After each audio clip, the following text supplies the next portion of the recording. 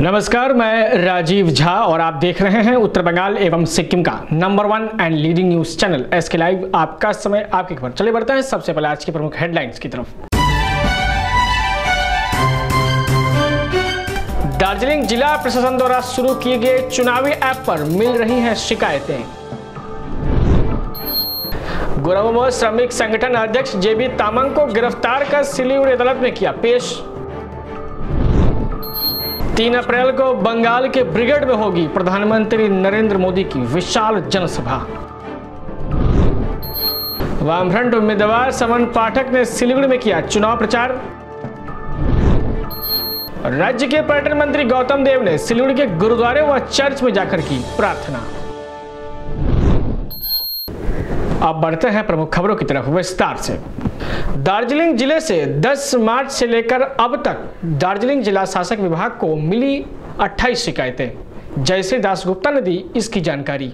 दार्जिलिंग जिले में 10 मार्च से लेकर अभी तक 28 शिकायतें प्राप्त हुई है, जो दार्जिलिंग की जिला शासक जयश्री दासगुप्ता ने पत्रकारों को यह जानकारी देते हुए बताया कि उनमें से 5 शिकायतें सेल्फी के माध्यम से भेजी गई है। सभी शिकायतें एक ही परिवार के अलग अलग सदस्यों के द्वारा भेजी गई है। चुनाव के दौरान किसी भी प्रकार की अनैतिक गतिविधियों और आचार संहिता के उल्लंघन को रोकने के लिए जिला प्रशासन द्वारा सी विजिट ऐप शुरू किया गया है और 5 शिकायतें सेल्फी के माध्यम से आई है। उन्होंने बताया कि जिला प्रशासन के द्वारा शुरू किया गया ऐप पर आचार संहिता उल्लंघन संबंधी कोई भी वीडियो बनाकर शिकायत भेजा जा सकता है। इस पर 1 घंटे के भीतर कार्रवाई की जाएगी। उन्होंने बताया कि 10 मार्च तक जिला प्रशासन के द्वारा 7000 लीटर रम रक्सी जब्त किया गया है। Regarding violation of expenditure and violation of model code of conduct, the Election Commission has introduced the C-Vigil, that is Citizen Vigil app. So far we have got 28 complaints. Some people have posted their selfies also, but out of these there have been 15 complaints about posters and banners which we have removed.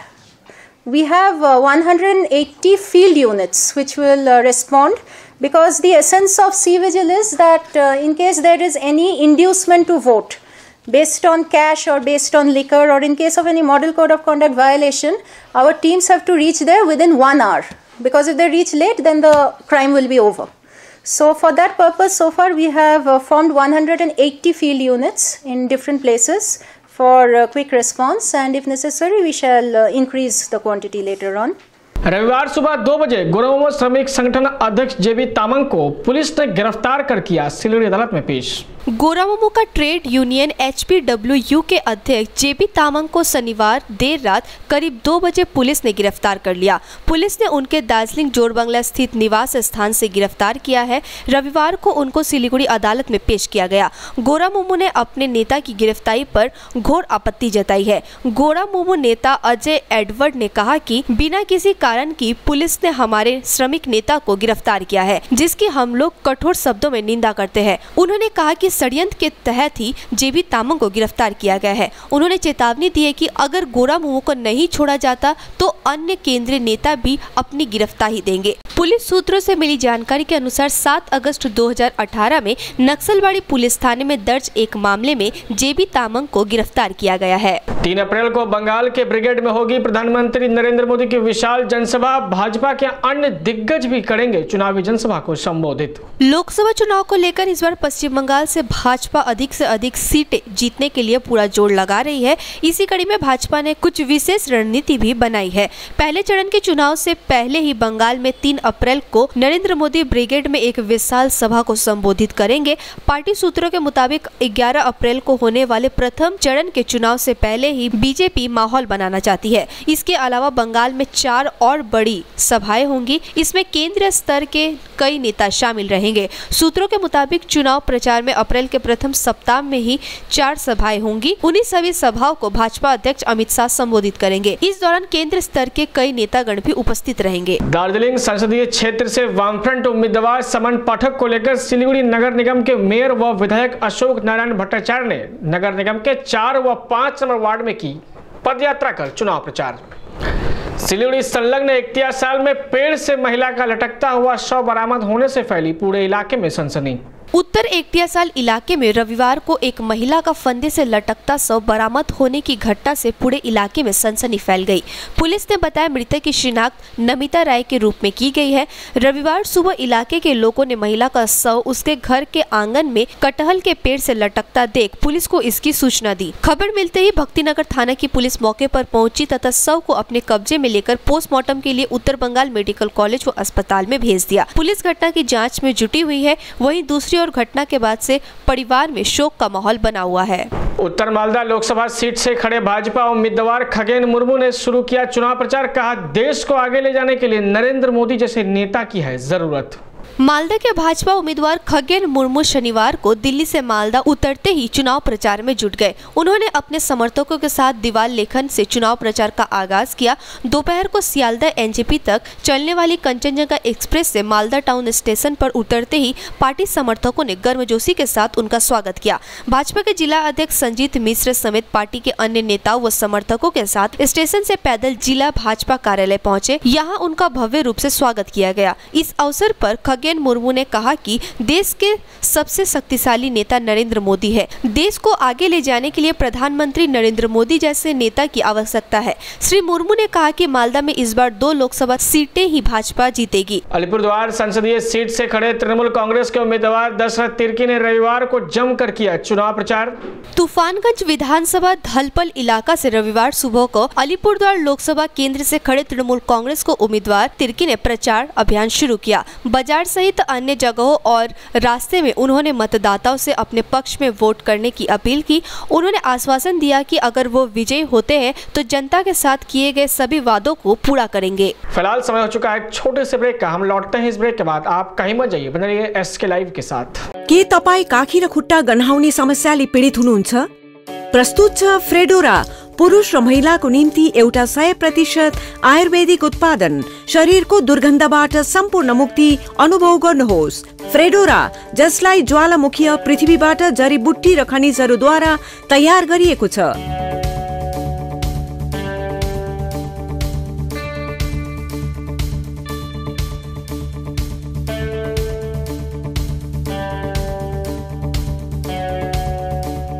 फ्रेडोराले दुर्गन्ध उत्पन्न गर्ने कीटाणुहरूको वृद्धिलाई रोकेर लगातार 24 घण्टाको सुरक्षाको guarantee दिँदछ। दुर्गन्ध मुक्त जीवनको निम्ति हाम्रो साथ दिने मनी ब्याग च्यालेन्ज स्वीकार गर्नुहोस्। फ्रेडोरा अब तपाईको नजिकैको पसलहरूमा उपलब्ध छन्। अझ धेरै जानकारीको निम्ति लगअन गर्नुहोस् fredora.co.in। घर त त्यसै नै बनिँदैन, सपना देख्नु पर्छ। सपना जुन चाहिँ रङहरूमा देखिन्छ, रङ जुन चाहिँ दीवारमा खिल्छ। कदमको हर आहटमा खुशी देखिन्छ। उम्मीदमा ही त सालै साल सपनाको घर बनिन्छ। सुन्दर दीवारमा स्वर्ग जुन आफ्नो बस्यो, धरतीदेखि आकाशसम्म रङ हो पिआइएसको। PIS, Pashupati Infra and Suppliers, exclusive store for premium flooring and wall texture. Create your own world in your way.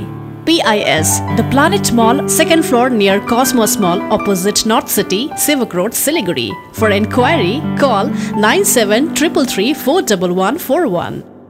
Lok Sabha चुनाव से पहले बंगाल के विकास हेतु रविवार सुबह राज्य के पर्यटन मंत्री गौतम देव ने सिलीगुड़ी स्थित गुरुद्वारे व चर्च में जाकर की प्रार्थना। देखिए, हम सारे धर्म का मिलन क्षेत्र है बंगाल, तो हमारा सर्वधर्म समन्वय जो बोलते हैं उसको आधार से हम लोग चलते हैं। हम बहुत हिंदू मंदिर में भी हम गया। हम हिंदू है, इसमें कोई दो राय नहीं है, लेकिन सब धर्म के प्रति हम लोग का पूरा आस्था है, विश्वास है। आज इधर पे आया, सिर्फ आज ही नहीं, हम टाइम टू टाइम जितना बड़ा प्रोग्राम होता है इधर में आते हैं। आज भी आया, सारे देश और राज्य के कल्याण के लिए मांगा। और साथ साथ अभी एक वार है, एक जंग में हम हैं। कोई जो अशुभ शक्ति है, एविल फोर्सेस, जो हमारा समाज के डिवाइड करना चाहता है, उसको विरुद्ध में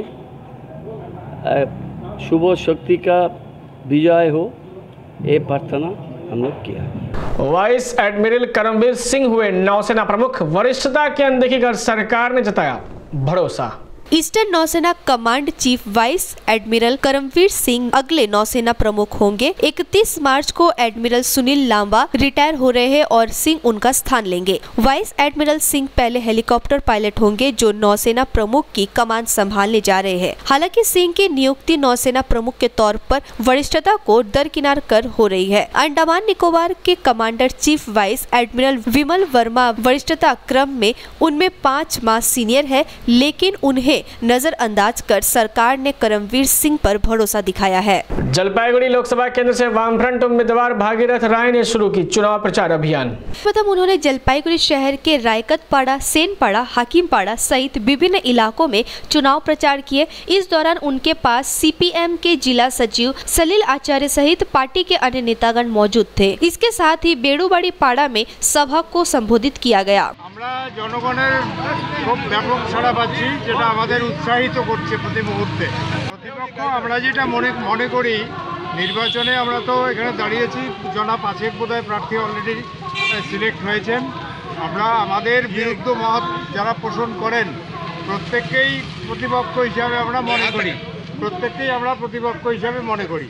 লড়াই আমরা আশাবাদী, মানুষ যেভাবে হাত তুলে তার অভিজ্ঞতার নিরিখে বর্তমান রাজ্য এবং কেন্দ্রের যে অপশাসন বিভাজনের রাজনীতি চলছে তা থেকে প্রত্যেকে মুক্তির স্বাদ পেতে চাইছেন। সুতরাং স্বাভাবিকভাবে মানুষের যে মনোভাব তারা রাজ্য সরকারের কাছ থেকে পরিত্রাণ চাইছেন। আমরা সেই নিরিখে আশা করতে পারি যে মানুষ দুহাত তুলে আমাদের আশীর্বাদ করবেন। रायगंज संसदीय सीट से कांग्रेस उम्मीदवार दीपा दास मुंशी ने किया चुनाव प्रचार। बोली लोकसभा चुनाव में रायगंज में एम्स होगा कांग्रेस का मुख्य चुनावी एजेंडा। पूर्व केंद्रीय मंत्री प्रिय रंजन दास मुंशी की पत्नी व लोकसभा चुनाव के लिए रायगंज की कांग्रेस उम्मीदवार दीपा दास मुंशी ने जिले में सांगठनिक दुर्बलता को स्वीकार करते हुए कहा कि पार्टी के चुनाव चिन्ह का इस्तेमाल कर चुनाव जीतने के बाद यदि कोई निर्वाचित सदस्य पार्टी से निकल जाए तो पार्टी को धक्का लगाना स्वाभाविक है। पहले कन्हैयालाल अग्रवाल एवं हाल ही में उत्तर मालदा की सांसद मौसम नूर के कांग्रेस छोड़कर सत्तारूढ़ तृणमूल कांग्रेस में शामिल होने का जिक्र करते हुए दीपा ने कहा कि सभी चुनाव कमेटी के सदस्यों के साथ बिना विचार विमर्श के पार्टी छोड़कर दूसरे दल में शामिल हो गए। कन्हैयालाल अग्रवाल इस बार रायगंज से तृणमूल टिकट पर लोकसभा चुनाव लड़ रहे हैं, वहीं मौसम नूर उत्तर मालदा से तृणमूल कांग्रेस की उम्मीदवार है। दीपा ने कहा कि इस बार के चुनाव में कांग्रेस रायगंज के एम्स की स्थापना की मांग को मुख्य एजेंडा बनाकर चुनाव लड़ेगी। उन्होंने कहा कि इस बार लोकसभा चुनाव के प्रचार के मुख्य रूप में रायगंज में एम्स की मांग को जोर शोर से उठाया जाएगा। लोकसभा चुनाव में अपनी जीत सुनिश्चित करने के लिए मालदा में टीएमसी उम्मीदवार मुअज्जम हुसैन ने जमकर किया चुनाव प्रचार। लोकसभा चुनाव के लिए दक्षिण मालदा के तृणमूल कांग्रेस उम्मीदवार मुअज्जम हुसैन ने रविवार को इंग्लिश बाजार इलाके में प्रचार किया। रविवार को अवकाश के दिन सुबह अपने समर्थकों के साथ वे प्रचार पर निकल पड़े। इस दौरान उन्होंने महेश माटी इलाके में अपने हाथों से दीवार लेखन किया। उनके साथ स्थानीय पार्षद आशीष कुंडू समेत जिला तृणमूल कांग्रेस के नेता व काफी संख्या में कार्यकर्ता मौजूद थे। आज उन्होंने 19 विभिन्न वार्डों में चुनाव प्रचार किया। इस अवसर पर उन्होंने कहा कि इस बार उन्हें वोट मिलना आसान है क्योंकि यहाँ के लोग बढ़ चढ़कर उन्हें वोट करेंगे। उन्होंने कहा कि इस बार मालदा जिले में तृणमूल कांग्रेस का मजबूत है। पंचायत चुनाव में पार्टी ने बढ़िया प्रदर्शन किया है। टीएमसी उम्मीदवार ने कहा राज्य की मुख्यमंत्री ममता बनर्जी ने पूरे राज्य में ढेर सारी विकास योजनाओं को लागू किया है। राज्य में चारों ओर विकास कार्य दिख रहा है। विकास को सामने रखते हुए वे लोगों से उन्हें वोट देने की अपील करेंगे। मशहूर फैशन डिजाइनर अग्निमित्रा पाल हुई भाजपा में शामिल। लोकसभा चुनाव हेतु मिल सकता है टिकट। मशहूर फैशन डिजाइनर अग्निमित्रा पाल आखिरकार भाजपा में शामिल हो गई। शनिवार को नेशनल लाइब्रेरी के प्रेक्षागृह में आयोजित भाजपा की विशेष कार्यकर्ता बैठक के अवसर पर उनके भाजपा में शामिल होने की औपचारिक घोषणा की गई। इस दौरान पश्चिम बंगाल प्रदेश भाजपा के प्रभारी कैलाश विजयवर्गीय, अध्यक्ष दिलीप घोष, नेता मुकुल राय, बाबुल सुप्रियो, राहुल सिन्हा, रूपा गांगुली सहित अन्य उपस्थित थे। उम्मीद है कि उन्हें लोकसभा चुनाव में भाजपा का टिकट भी मिल सकता है। पाक में 2 हिंदू लड़कियों का हुआ अपहरण, जबरन धर्म परिवर्तन करा के हुआ निकाह। सुषमा स्वराज ने ट्वीट कर मांगी जानकारी। विदेश मंत्री सुषमा स्वराज ने सिंध प्रांत में होली की पूर्व संध्या पर 2 हिंदू किशोरियों का अपहरण कर जबरन उन्हें इस्लाम स्वीकार करवाने की खबरों को लेकर पाकिस्तान में भारत के दूत से जानकारी मांगी है। स्वराज ने इस घटना के संबंध में मीडिया की रिपोर्ट संलग्न करते हुए ट्वीट किया कि उन्होंने पाकिस्तान में भारतीय उच्चायुक्त के इस मामले पर रिपोर्ट भेजने को कहा है। रिपोर्ट में कहा गया है कि इलाके में हिंदू समुदाय ने विरोध प्रदर्शन किए और कथित अपराध को अंजाम देने वाले के खिलाफ कड़ी कार्रवाई की मांग की है। भारत पाकिस्तान में अल्पसंख्यकों खासकर हिंदू समुदाय की दुर्दशा का मामला उठता रहा है। अब तक के लिए इतना ही। इसी तरह की तमाम खबरों की जानकारी आप तक पहुंचती रहे, इसलिए आप बने रहिए SK लाइव के साथ। धन्यवाद।